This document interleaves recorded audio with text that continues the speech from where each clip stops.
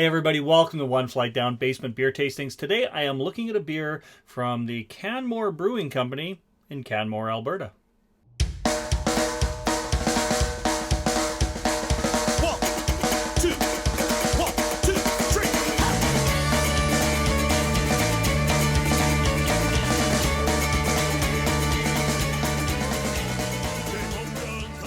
So this is another beer that my friends George and Audra picked up for me on a recent road trip through Saskatchewan, Alberta.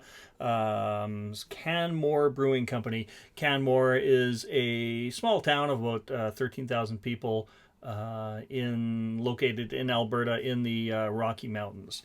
It says right here that this beer was crafted at 1,309 meters. So there you go. That's high, I guess. I don't know. I don't know what my elevation is, so but I know it's higher than here. So anyway, this one is called the Sulphur Mountain Session Ale. It is 4% alcohol, built for epic adventures. This Session Ale is a collaboration with Pursuit Collection, inspired by iconic Sulphur Mountain. Alberta barley, juniper berries, and spruce tips help create a light, crisp flavor. Pairing suggestions include majestic Rocky Mountain views. Well, I live on the prairies, so I guess I'll just look at this little image on the can and be awed by that. Anyways, let's crack this open. And pour this out. Yeah, I know the last video I was doing some hard pours. I don't know. I'm still not 100% sold on that. So I'm taking my chances on potentially just doing a lame mass pour. Alright, so what do we have here? This is a very light looking beer. It is, like I said, 4% alcohol, session ale. And as you can see, I'm drinking it out of my Winnipeg Jets glass, even though the beer is from Alberta. There's a lot of activity going on in this one. There's a great upside down snowfall cascade happening there. Yeah, it looks amazing. It looks frothy. Let's see how it is on the nose.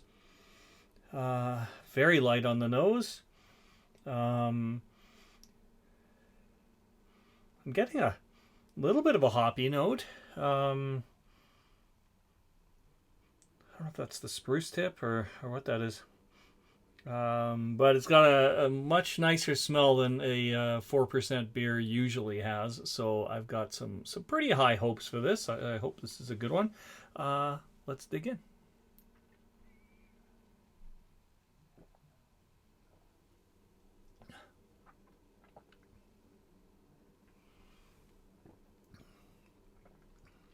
Wow, that is very, very light. It's got a nice bite at the end. Not a strong bite, but a little bit of a bite at the end. So they're calling this a session ale, but really it kind of just tastes like a slightly elevated light beer to me, like a light lager. But, you know, there is a little more of a nice aftertaste to this, though, that you wouldn't get with that. And I'm not meaning that like kind of really bad aftertaste you get with like a really light lager. This is, I don't know, there's like a lingering hoppiness in there that's kind of nice.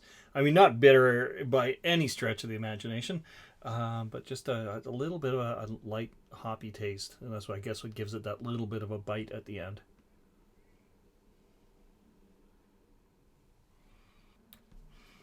Yeah, so nothing terribly exciting, but it is very. It's drinkable, crushable, as they say. Yeah, this will go down quite quickly. Yeah, nothing spectacular, but a decent beer. I would definitely have this again. I wouldn't seek it out, but if someone had some, I would not turn my nose up at it. That's for sure. Let's see what we can find out about this brewery on their website. Okay, their core beers, they've got a lagered blonde. They've got the 10 Peaks Pale Ale. I almost called that the Twin Peaks Pale Ale, but that's a whole other thing. Railway Avenue Rye IPA.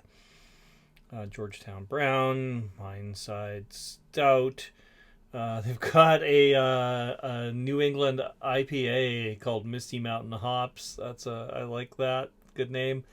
They also do a cider. And then they've got their seasonal beers. They got the Sunburn Sour. How Low Can You Goes.